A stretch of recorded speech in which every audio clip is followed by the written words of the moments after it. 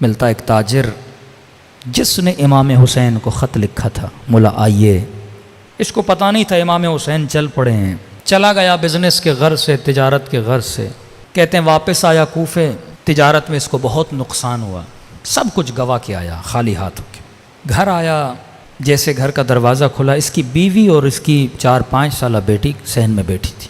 کہتا ہے جیسی میری بیٹی نے مجھے دیکھا نا، دوڑے دوڑے آئی اور میرے سینے سے آ کے لپٹ گئی، کہتا ہے جب سفر پہ گیا تھا میری بیٹی نے مجھ سے کچھ مانگا تھا کہ بابا جب واپس آؤ نا اپنی بیٹی کے لیے یہ چیز لے کر آنا، کہ اب جیسے بیٹی سینے پہ لگی نا، باپ تھا سب کچھ گوا کے پہنچا تھا، میں نے کہا بیٹی پوچھے گی بابا یہ لائے، میں نے یہ گفٹ بولا تھا، لیکن بیٹی نے یہ نہیں پوچھا، پہلا سوال جو میری بیٹی نے کیا، کہنے لگی بابا آپ کربلا نہیں گئے، کہہ رہا بیوی سے کہا کیا کہہ رہی، کہنے لگی شوہر کچھ کما کے لائے ہو، اتنے دنوں سے نہیں تھے، کہا نہیں زوجہ نقصان ہوا بہت، کہ گھر میں کچھ بھی نہیں ہے کھانے کے لیے، کہ بیٹی کیا کہہ رہی ہے، کیا شہر میں اعلان ہوا ہے کہ کربلا میں ایک باغی آیا ہے، جو بھی اسے مارے گا تلوار کے وزن کے برابر سونا دیا جائے گا، کما کر لائے ہو، کن نہیں، کہ جلدی جا، گھوڑا اٹھا، جلدی پہنچ، دیر نہ کر، پورے کوفے کے لوگ جا رہے ہیں، جنگ ہے، اس نے گھوڑا لیا، بے دریغ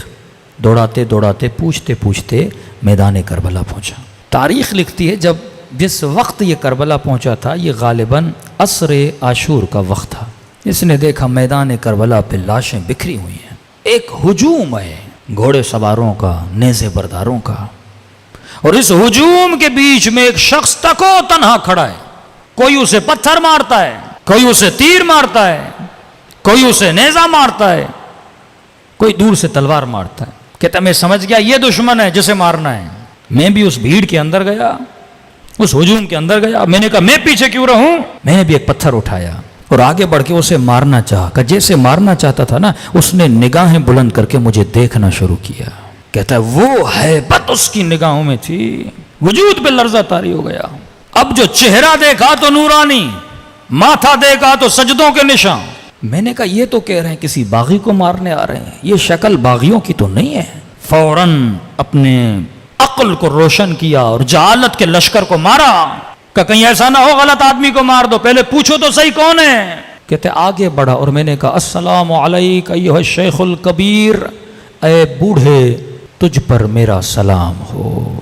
کہتے جب سلام کیا نا تو گویا اس کے چہرے پہ خوشی کے آثار آ گئے، کبھی سوچا عاشور کے دن 100 مرتبہ مولا کو کیوں سلام کہنے کے لیے بولا گیا، ایک بار سلام کرو، کہ نہیں عاشورہ کے دن میرے بابا حسین کو 100 مرتبہ سلام کرو، کہ مولا زین العابدین اتنے سلام کیوں، کہ کیونکہ عاشورہ کے دن میرا بابا ترس گیا تھا، کوئی سلام کرے میرے بابا کو، کہتے تھے یہ مسلمان نہیں ہے اس کو کیوں سلام کریں، اس نے کہا السلام علیک ایھا الشیخ الکبیر، اے بوڑھے تجھ پر میرا سلام ہو، اس نے کہا وعلیک السلام، تجھ پر بھی میرا سلام ہو، میں نے کہا آپ کون ہیں، کہ عجیب ہو، بلاتے بھی خود ہو، پوچھ بھی خود رہے ہو میں کون ہوں، کہ متعجب ہوا کیا مطلب، کہ تو نے خط نہیں لکھا تھا حسین کو، اب 5 منٹ کے لیے تصور کریں تیرے ہاتھ میں پتھر ہو اور تو کسی کو مارنا چاہے، اسی وقت تجھے پتا چلے یہ تیرا امام زمانہ ہے، کیا گزرے گی انسان پہ، محب تھا، عاشق تھا، کہتا ہے بدن پہ لرزہ طاری ہوا، میں نے کہا حسین، کہاں محمد کا نواسا حسین ہوں، کہتا ہے دوڑا دوڑا مولا کے قریب گیا، میں نے کہا مولا جب تک زندہ ہوں یہ تیر، یہ تلواریں، یہ پتھر اپنے وجود پہ کھاؤں گا، امام نے کہا نہیں تیرا نام شہداء میں نہیں ہے، حسین کی بات مان، وقت بہت گزر چکا ہے، جتنا جلدی ہو سکے کربلا کی سرزمین سے نکل جا،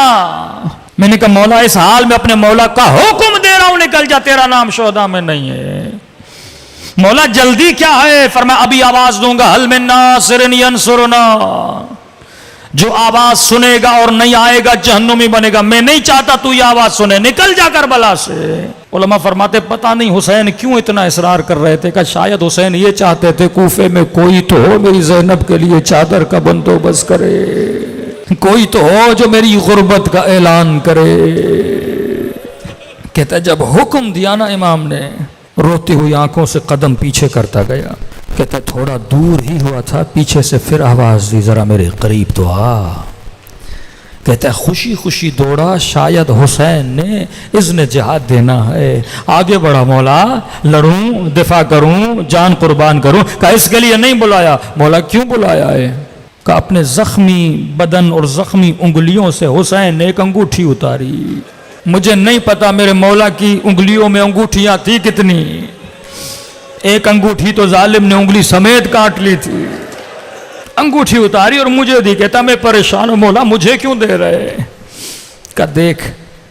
تو سفر پہ گیا تھا، تیرے گھر میں 4 سالہ بیٹی ہے،